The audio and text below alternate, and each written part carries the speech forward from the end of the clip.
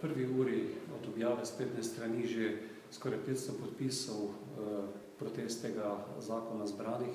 Pričakujemo, da se bo v naslednjem tednu, 10 dneh, resnično zelo veliko državljank in državljanov pridružilo temu protestu. Zdaj, referendumska zakonodaja ni naklonjena tovrstnim pobudam. Kako potem voljo, ki bo verjetno res množično izražena, uresničiti na političen način?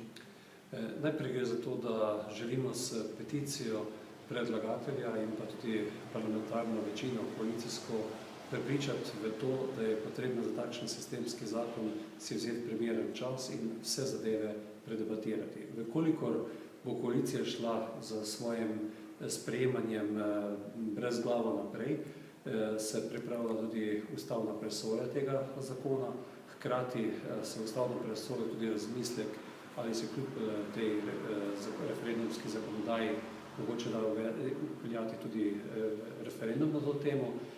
Nekateri izmed vrst, ki so pa združeni v te pobudnike za zbiranje peticije proti davku, pa tudi razmišljajo o organiziranju javnih shodov in na ta način jasno izraziti nezadovoljstvo s takšnim načinom in pa sprejemanja zakona in pa s takšnim zakonom.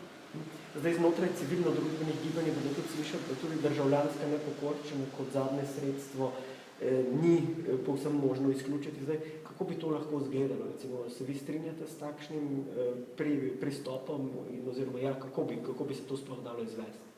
V Slovenski ljudski stranki smo od prvega dneva, ko je začel pogovor in ko so bili prvi osnutki zakona dali javno razpravo, pristopili parlamentarnemu načinu, se pravi, da smo podali pripombe, tudi aktivno sodelovali v tem delu. Žal koalicija ne posluša oziroma si ne vzame dovolj časa za takšen sistemski zakon.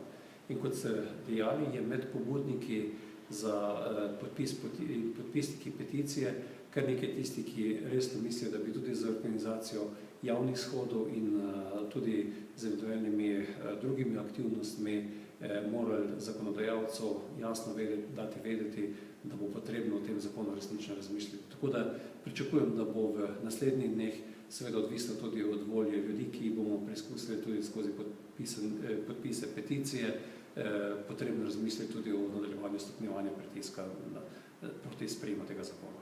In če se izkaže, da dejansko je možnost tudi zbiranja podpisov za sam referendum, potem, koliko vlada tu ne bo signalizirala neke pripravljenosti na pogovore, je tudi to opcija, da se greba referendum.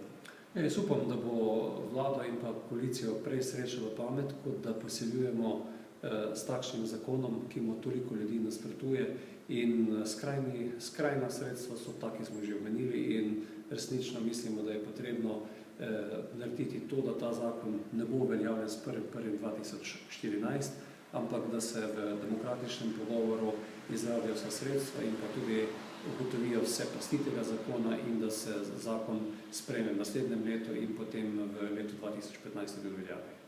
Še zadnje vprašanje.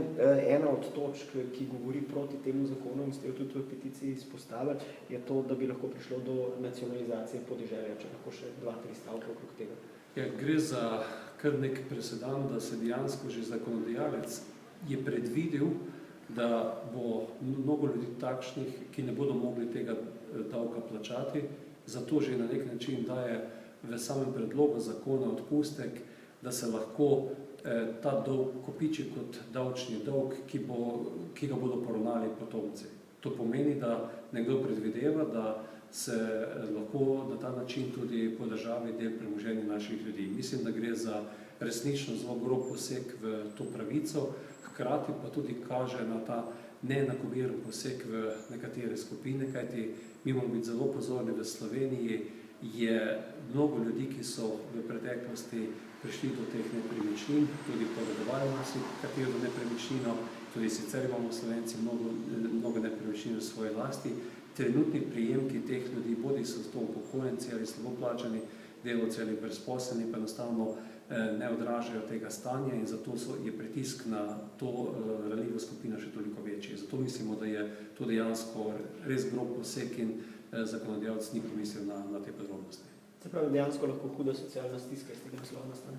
Huda socialna stiska in pa tudi ljudje bodo začeli množično razmišljati o prodaji premoženja, posledično to pomeni tudi padec cen in bojimo se, da je to tudi pot, po kateri bo na eni strani postala država lastnica določenega premoženja, prav tako pa je tudi to pot, po kateri bo lahko v našo državo prišel kakšen sumljiv kapital in začel organizirano z nakupi teh nepremičnin. In to mislim, da nam ni več čas in ni potrebo, da pišemo takšne zakone in da celo že v samem zakonu to predvidimo, da je to možno.